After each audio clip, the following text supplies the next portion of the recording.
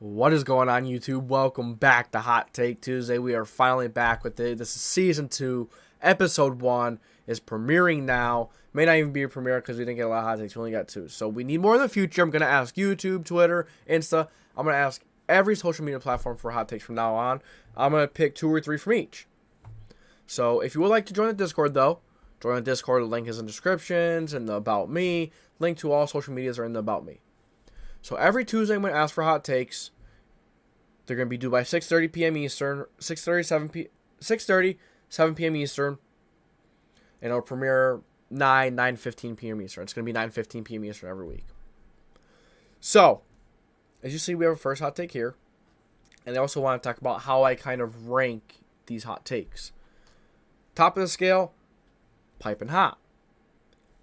Below the, piping hot means it's very unrealistic. It's, the chances of it happening is like 0.00000, and 1,000 zeros later, 0.1. Then you have, hot. It's very unlikely, but it's possible. You have warm. It's becoming a little more possible. It's not as unlikely. Cool means it's becoming more realistic. It's more likely that this happens. Cold, it's a pretty good shot it happens. Pretty darn good shot. And chilled means a hot take is weak. It's probably more than guaranteed to happen. So there's a meter. And let's go through the first hot take here. It's from Tones. First hot take is Panthers draft a really good prospect, and the prospect ends up being a really good bust. So it really said Panthers draft a really good prospect that everyone likes. Could be Bryce Young. Could be CJ Stroud. I don't know what side you're on. I don't really care. Fact is, they're both really good prospects. Bryce Young, if he was 6'2", 215 pounds, Bryce Young would be generational. Absolutely would be. He has the best tape from any of these guys. The absolute best tape, the best film, and he plays the best football. He puts the best football out there every Saturday. In college we're saying Saturday. Sunday, let's see if we do it Sunday. But my point is, he's the best football player, best quarterbacker. Move to CJ Stroud. Kind of weird prospect if you ask me. A lot of people may look at CJ Stroud as a safe option. I don't think so. I think you look at CJ Stroud and you go, it's confusing how his best game in his career came against the most talented program in NCAA football, college football. Yet, when you played much lesser talented programs, Kentucky, and a lot of people are going to knock him for playing against the Big Ten. It is really just Ohio State and Michigan at the top. You have Penn State who sneaks in there once in a while. They play well. Michigan State hasn't been as good. Iowa always has a good defense. You can talk about them, I guess, just defensive-wise. Their offense is actually horrible. Other than that, there's not really too much to talk about in the Big Ten. That's hot topic, though. CJ Stroud is CJ Stroud's weaknesses were strengths versus Georgia. He got out of the pocket. He was able to throw on the run, throw under pressure, creating. He could be inconsistent at times. He put everything together in the biggest game of his career. Why couldn't he do that against lesser opponents? Is he one of those quarterbacks, is that a character issue? Is he just going to play his best ball versus the best teams versus the lesser teams? He's just going to be like, okay. You don't really want that. You want a quarterback that's going to come out and play as hard as it could every single week, no matter what. So I think he has a little bit of character issues, not really like off the field character issues, more like on the field. Could he really lead a team? Could he be consistent? He can make NFL throws. He's done them almost every single game in college. He has an NFL arm. He has a decent arm. It's solid. It's great. It's not elite. It's great. Good to great. Accuracy is incredible. mechanics can be inconsistent at times, but he can be inconsistent in general. His accuracy is elite.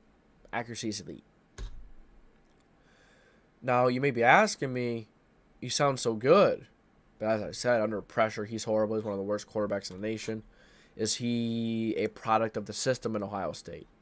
They have a lot of great wide receivers. There's more doubts with C.J. Stroud than there is Bryce Young, even though Bryce Young has a height issue.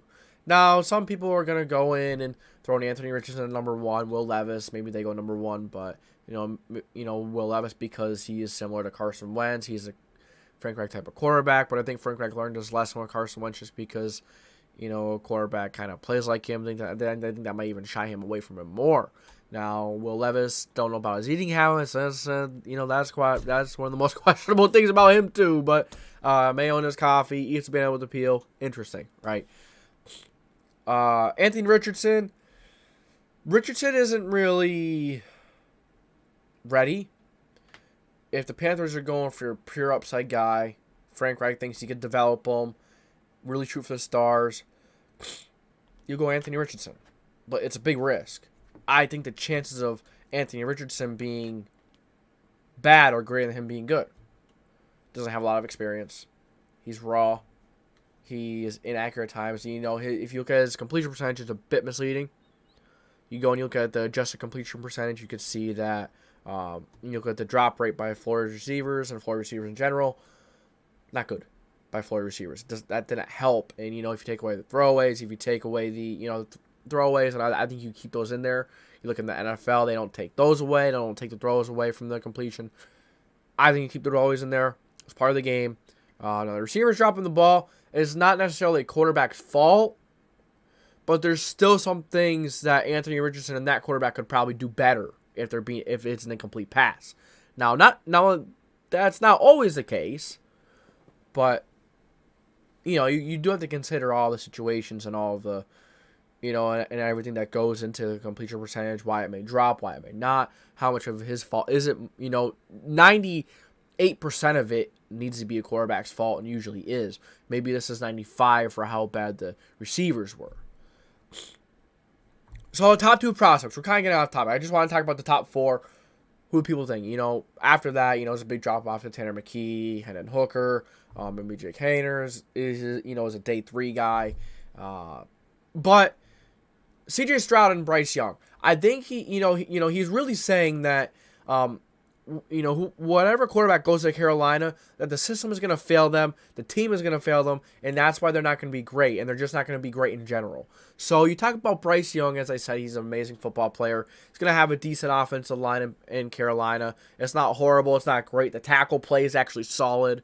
I like, Shi Smith is all right. Giovanni Ricci, all right. No, that's a fullback. I missed that. I'm sorry. My bad. Shi Smith is a wide receiver. We'll get to the receivers in a minute. You have guard Brady Christensen. You have center Bradley Bozeman, who is okay. He is okay. Record Austin Corbett, whatever. So you could get better in the interior. You could improve in the interior a bit. You go to to some of the weapons, maybe running backs, wide receivers, the skill position groups, and the tight ends. You have Miles Sanders, Chuba Hubbard. You have some good running backs there. Miles Sanders and Chuba Hubbard complement each other well. Chuba Hubbard is I think he's more of a power back than Miles Sanders is. Miles Sanders is like a receiving. He's like a receiving and elusive back. Miles Sanders isn't really that power guy. So maybe you throw Chuba Hubbard in there for a change of pace, a third round guy, or a third down guy. You go to the wide receivers. I apologize for my sniffling. I'm still getting over being sick, but wide receivers, you have Adam Thielen. You have Laviska Shenault, Terrence Marshall, Preston Williams, who has been a guy that kind of showed out in Miami, just never really had a chance. Miami trade for Tyreek, all that stuff. He was hurt a lot. That was his problem too. I did say Thielen, Laviska has injury problems as well. Thielen, Laviska, Preston, Terrace Marshall have all had injuries in the past. Some injury issues. So that is a serious concern with the health of this wide receiver room. You have Shi Smith and C.J. Saunders. Tight end, you have Hayden Hurst, Ian Thomas, Tommy Tremble. I think this is a solid tight end room. I like Hayden Hurst. He's a He's a Frank Reich kind of guy. He can block a little bit. He's a decent receiving guy. I like Hayden Hurst. I think he's going to be great in Frank Reich's system. Now, who's throwing to him? Not sure who it's going to be, whether it's Bryce Young or C.J. Stroud. If that offensive line plays well, C.J. Stroud doesn't get pressured a lot, and these weapons stay healthy, I think C.J. Stroud can maybe, look all right. Bryce Young, I'm not sure about Bryce Young. I think he's going to be a good quarterback. It's just, it's hard to also see if he's going to last longer than 10 years. But right now we're talking about huge bust because of the system and that, though. Bryce Young, if he has a decent offensive line, I think you need to dedicate, some scheme and some thought into how short he is. You need to make sure some passing lanes are open. And are these interior offensive linemen, able to do that to open up certain pathways, throwing lanes? I think they could. Now, could they be better in this situation? Yes. Maybe they can invest into an interior guy in the draft as far as Torrance. Maybe that, maybe not at 1. Yeah, he's probably not going to make it in the second round. Maybe not him, but there are some options you can look in the second round, third, whatever, to maybe improve that interior. Because you're really going to need people, and Bryce Young could. I think Bryce Young is going to make his money outside the pocket in the NFL. Now, I know he is not really a get outside first kind of guy. And, he's not really a guy that takes hits that, he tries to avoid hits. He's smart. I'm not saying these other guys are smart. I'm just saying, for how small he is, it's good. But, still, for how the NFL is protecting quarterbacks and stuff right now, that's going to work towards his advantage. I think Bryce Young is going to make the most of his money outside the pocket, even though he's more of a, he could throw from the pocket. And he doesn't run first. I just think it's going to be really difficult for him to see over the middle of the field.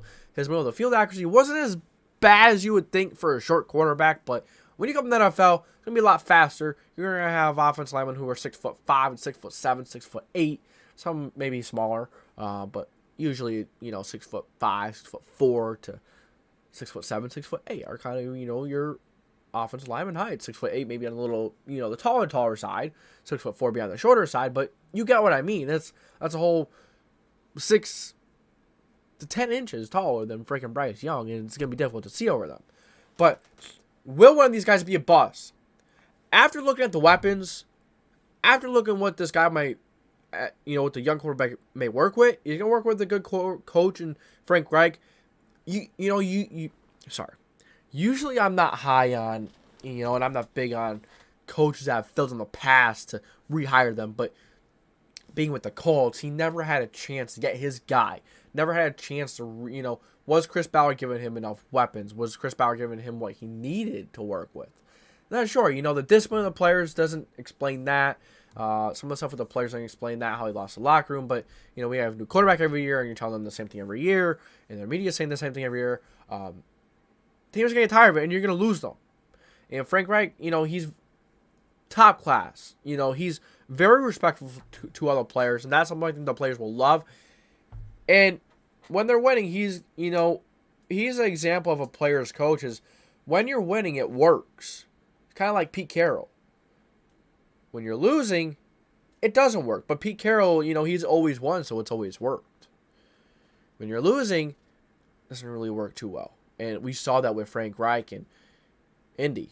So I'm excited for Frank Reich to get a fresh start. Do I think one of these two quarterbacks will be a bust? No. I think they're too good. CJ Stroud is scary. They're both scary for their own reasons. One's too short and one has issues with under pressure. One just has a few issues here that can really set you back, that can really hurt. But I'm going to go with one of them being a bust. I'm going to go with Warm. Especially, talking about the system. The Panthers are known as, one of these franchises that move on every year before Cam Newton. Then after Cam Newton's kind of been that.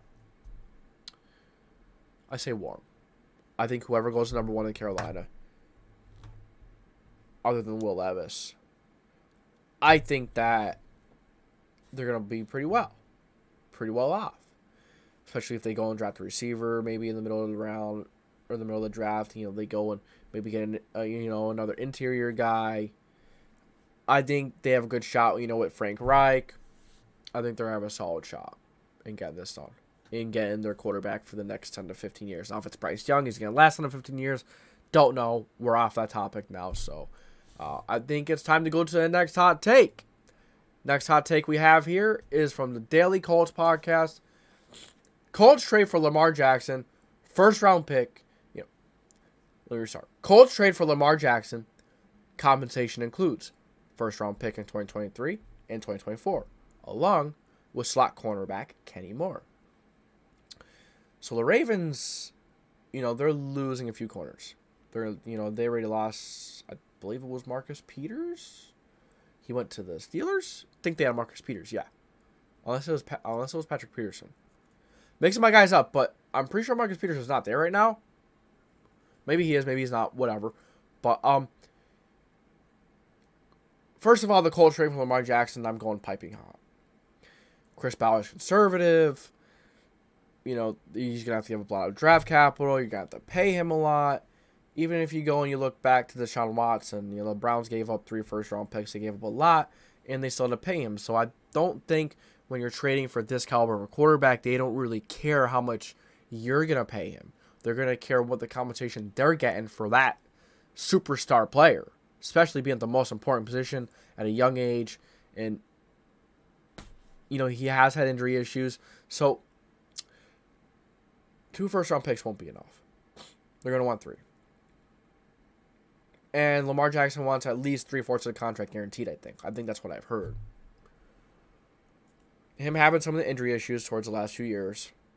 The way he plays, he runs a lot. He takes a lot of big hits. He's a good passer. I think people hate on him too much for not being as good as a passer, but he's a phenomenal passer. He's a very good passer. People really doubt that ability even more. Think that he can't do it as good as he does. I think he's great at passing the football. Now, it's not his first thing. Running is his strength. But don't let that fool you. Don't let that make you think that he's not good at passing the football. He is phenomenal at passing the football. The weapons he's had over there in Baltimore, they've been horrible. But still, the injury concerns, none of that stuff changes the injury concerns. None of it. But the compensation as well, I'm going to go piping hot. I don't know if we give up Kenny Moore to Baltimore. I think the Arizona Cardinals may come knocking for Kenny Moore. Former Colts defensive back coach, went to Philly, went to Arizona. Now he's there. He's the head coach. He makes the decisions. Maybe he wants to go and trade for Kenny Moore. They need a slot corner. But Colts trade for Lamar Jackson, piping hot. I don't think it happens. We all know Chris Ballard. We all know him. It's kind of like, being the, I'm going to give you a quick analogy here before we end it. Chris Ballard, during free agency, makes Colts fans feel like that shy kid that goes to a birthday party or a playground. And they're sitting there watching them have all the fun. And when it's all over, you'll get the scraps. You'll get this, some food. By that some food, some scraps, I mean like not the top players in the. You don't always need the top players. I'm not saying free agency always works, but just saying. Usually, Chris Ballard is more conservative in free agency than 75% of other teams. Probably the most conservative team in the NFL. Wouldn't surprise me. But that's all I got for you guys today. This was first episode in season 2 of Hot Take Tuesday. I hope that you guys enjoyed it. Let me know what you think of the logo. That's the logo for Hot Take Tuesday. Really enjoyed Hot Take Tuesday last season. Hope I enjoyed this season. I better get more hot takes. But that's all I got for you guys today. Thank you for tuning in to the JDW Sports Talk Show, where every fan is welcome. If you enjoyed this video, this premiere, make sure you like, subscribe, and the post notification bell on. Don't forget to go and join some of the social media. Link will be in all the About Me in the descriptions. Or join the Discord.